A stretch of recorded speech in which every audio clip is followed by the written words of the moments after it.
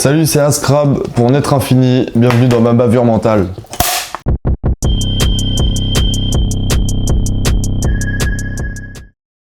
Comment tu te sens en ce moment-là maintenant? En ce moment, là actuellement, tout de suite dans l'instant présent, je me sens stressé mais très content d'être là. Mais dans, on va dire cette semaine, c'était très changeant. Il y a des fois où je me sens un peu comme un imposteur d'exister. Mais il y a des fois où juste je kiffe la vie et je me pose pas cette question de est-ce que je suis légitime d'être. Est-ce que tu peux rebondir et développer sur l'impression d'être un imposteur?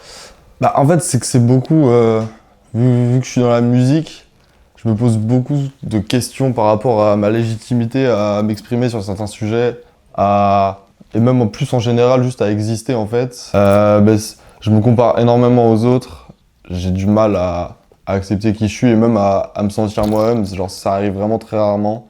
Et quand ça arrive, c'est là que j'arrive à faire de la musique, à faire des musiques que j'aime bien, à juste être heureux même avec les gens qui m'entourent et tout. Est-ce que tu peux me dire de quel trouble tu souffres? Je suis diagnostiqué trouble anxieux d'une forme assez sévère. Comment ça se manifeste l'anxiété? Qu'est-ce que tu entends par trouble anxieux? En gros, l'anxiété, c'est juste pour moi, c'est un état global, ce que je ressens. C'est constamment une légère boule au ventre qui prend vite de l'ampleur s'il faut. Je souffre d'un trouble anxieux diagnostiqué. Après, j'ai aussi un diagnostic HPI et hypersensible. Voilà, c'est tout. Ok.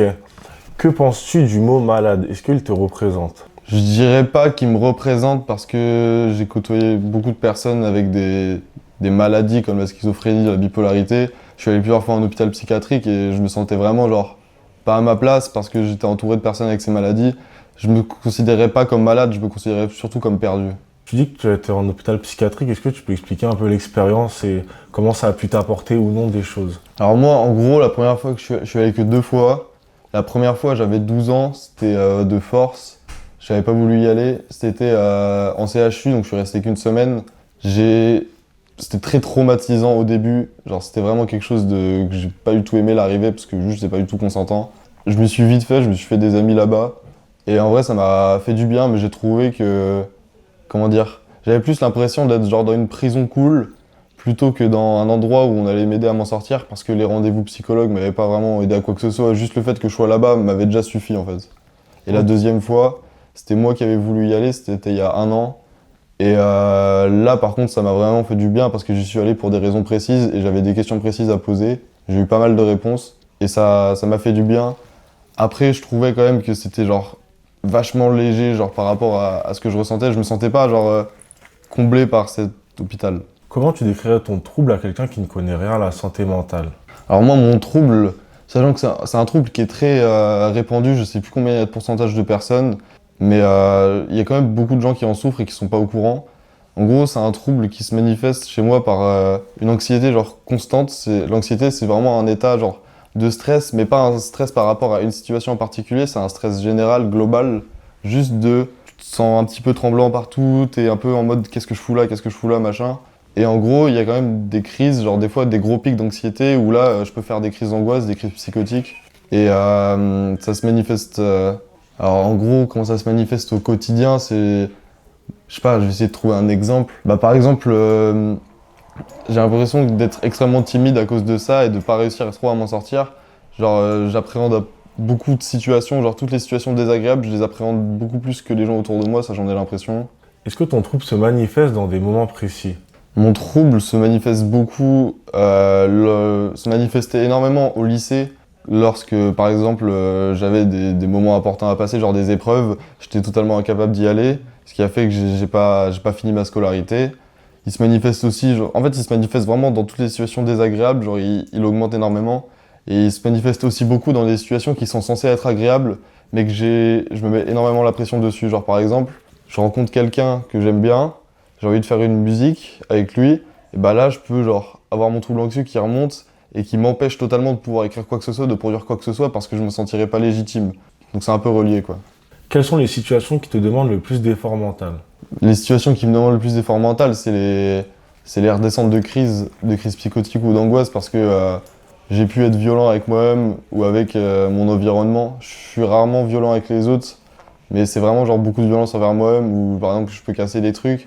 Et là, la redescente, c'est souvent le moment où je me dis que que juste ça peut pas continuer, je peux pas continuer à être dans cet état, mais il faut que je me calme quand même et qu'il y a quand même des conséquences physiques ou matérielles. C'est vraiment genre la pire sensation, genre.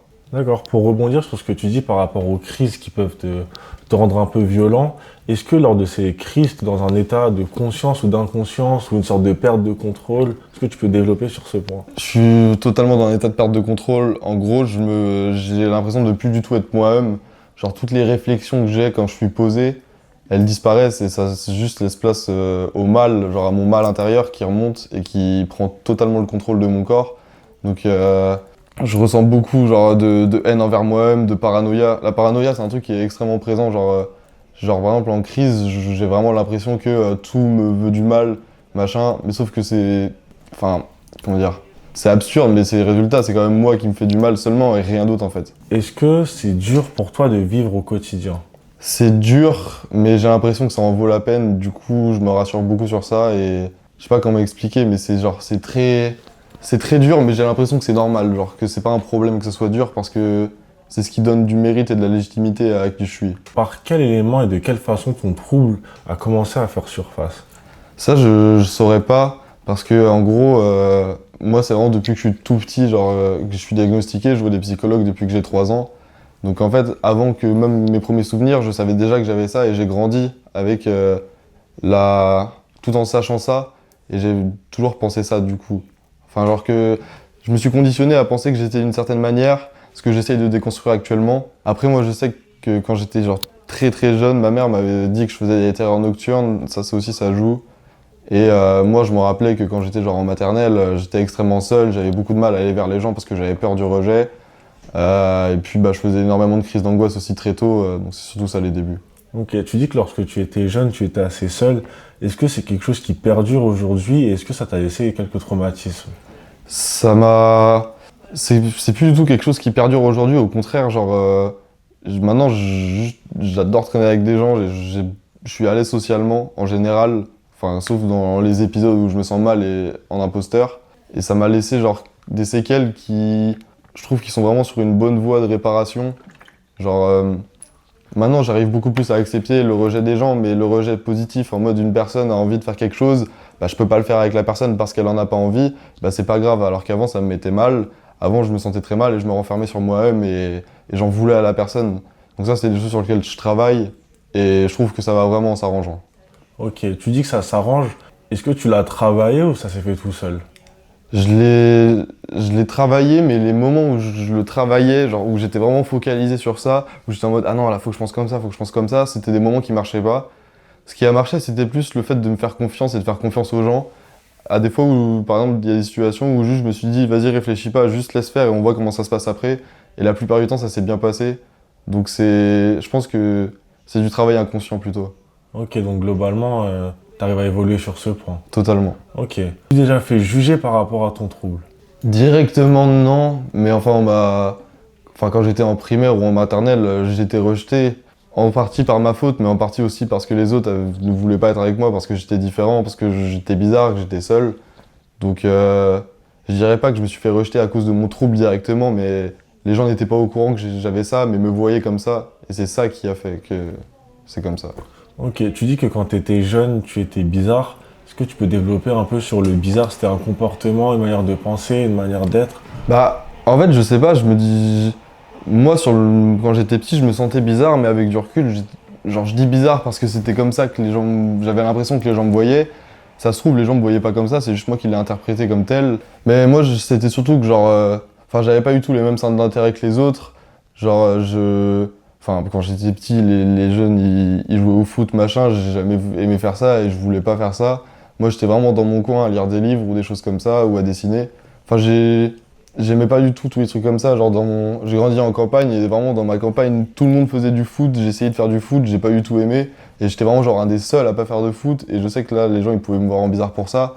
Après, moi, je me sentais bizarre parce que, juste, les psychologues me disaient que j'avais ça, que j'étais HPI, que j'avais un trouble anxieux, machin. Et le problème, c'est que j'avais jamais entendu ça de la bouche de quelqu'un d'autre qui aurait pu être un ami à moi.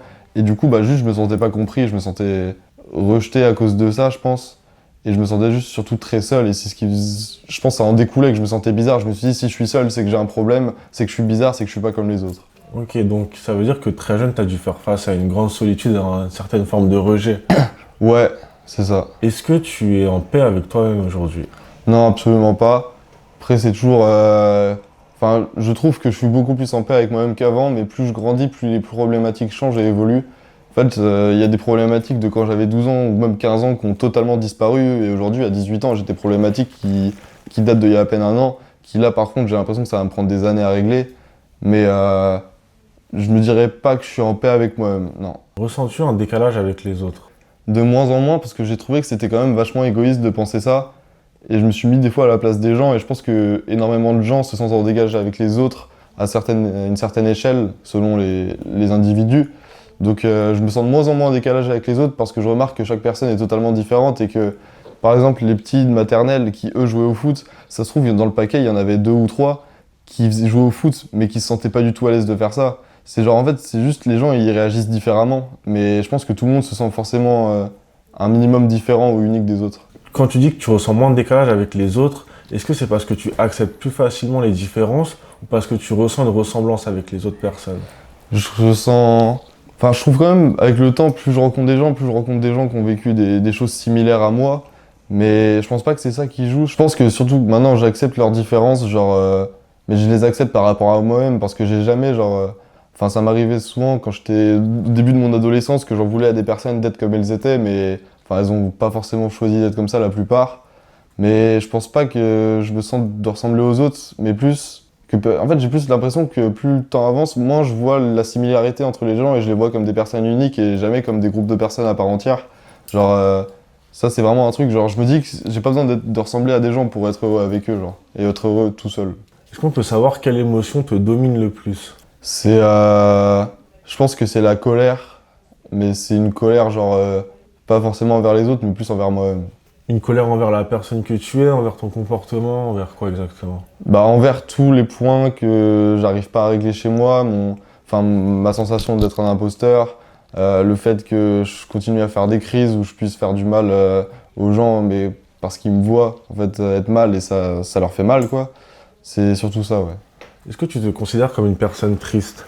Je me considère pas comme triste à part entière parce que, enfin, je pourrais pas me résumer en une émotion. Pour moi, je suis juste un cocktail d'émotions forts. Et la tristesse, c'est pas forcément un truc qui est là parce que, en soi, j'ai vraiment pas l'impression d'avoir une vie triste parce que je vis genre énormément de choses qui me vont. Genre, enfin, je fais de la musique avec mes gars, j'arrive à avancer dans ma vie, j'arrive à avancer dans mon travail personnel envers mes troubles et mon ressenti, j'arrive à avancer.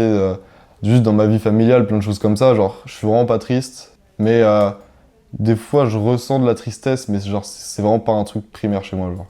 Est-ce que tu ressens parfois, quand tu es triste, une certaine culpabilité ou tu mets ta tristesse à l'échelle des autres?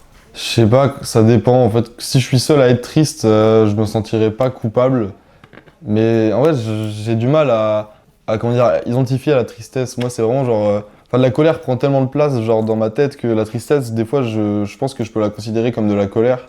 Et j'ai beaucoup de mal à me laisser être triste par des choses. Genre, je pense que une situation où un ami par exemple m'a trahi, je vais mettre ça sur le coup de la colère, ce que je ressentirais, mais je me laisserai pas être triste par rapport à ça. Genre, je laisse vraiment peu la tristesse entrer. Est-ce que tu penses que cette colère qui sommeille en toi est le fruit des traumatismes que tu as reçus étant jeune par rapport à la solitude ou toutes ces choses? Ouais, mais je pense que totalement, je pense que vraiment c'est ça. Enfin, moi je suis persuadé que l'être humain qu'on est aujourd'hui, une énorme partie de ce qu'on ressent et ce qu'on arrive à exprimer aux gens est dû à l'enfance. Mais ma colère, je pense qu'elle est là parce que j'arrive pas à l'exprimer, j'arrive pas à la sortir. Je suis quelqu'un d'assez calme, je suis genre vraiment quelqu'un qui s'énerve et tout. Donc ça prend vraiment beaucoup de temps à sortir et ça sort souvent en crise. Comment les gens réagissent quand tu leur parles de ton trouble? En vrai, les gens sont souvent étonnés que genre j'arrive autant à en parler genre ouvertement. Après, c'est rarement enfin, ils ont rarement de pitié envers moi parce que je veux. Enfin, déjà, ça me dérangerait et puis bah, je l'exprime d'une manière qu'ils ressentent pas ça. Mais souvent, ils réagissent bien. Moi, j'aime bien leur réaction. Et c'est pour ça que j'aime bien parler aux gens de ça. Ok, et ça t'aide un peu de parler aux gens ou c'est juste une manière de dire ce qu'il y a dans ta tête? Bah, ça m'aide énormément de parler aux gens. Ça, c'est vraiment une des choses qui, pour moi, aide le plus à avancer dans la vie, c'est d'en parler aux autres, même d'avoir leurs opinions, leurs avis et tout. Genre, Pour moi, c'est genre une des choses les plus importantes dans la psychologie, d'exprimer ce qu'on ressent aux autres, mais que ce soit par n'importe quel moyen, que ce soit dans une discussion comme là on fait actuellement, ou que ce soit par exemple dans ma musique. Enfin, tout ça, c'est vraiment des moyens qui m'aident énormément. Est-ce que ta peine est plus facile à exprimer lorsque tu discutes avec quelqu'un ou avec ta musique? Ça dépend totalement du contexte, mais je dirais que dans la majorité des cas, c'est plus simple à exprimer aux gens qu'en musique. Parce que quand je parle aux gens, genre c'est... Je sais pas comment expliquer, mais quand je fais une musique, c'est toujours réfléchi ce que je dis, c'est toujours formulé. Alors que quand je parle à quelqu'un, je peux me laisser aller et juste laisser les mots sortir.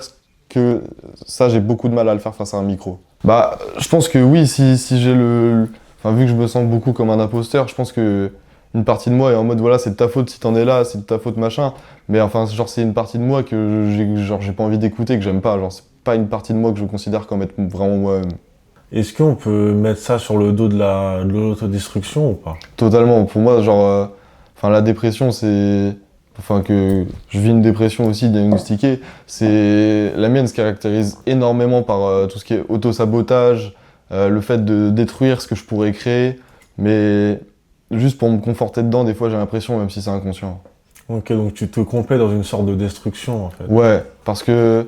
Enfin, je sais pas comment expliquer, mais quand je vis la destruction, je vis souvent la reconstruction après et ça me fait avancer. Mais des fois, ça peut être malsain. Et pour finir, que dirais-tu aux personnes qui vivent la même situation que toi? Moi, je leur dirais qu'il faut vraiment qu'ils s'expriment, qu'ils en parlent aux gens, à des gens qui veulent les écouter, à des gens qui comptent vraiment pour eux et qu'ils arrivent à faire quelque chose de ça parce que c'est vraiment, moi, je trouve la meilleure sensation de sortir quelque chose, que ce soit matériel ou pas, juste de sortir quelque chose de son mal-être, pour moi, c'est la meilleure chose. Et surtout, il faut garder de l'espoir, même si, genre, tous les jours, c'est dur. Juste se dire, frère, c'est possible. C'est juste possible. Voilà, c'était mon interview Bavure Mentale pour Naître Infini. Merci de m'avoir écouté. C'était Ascrab.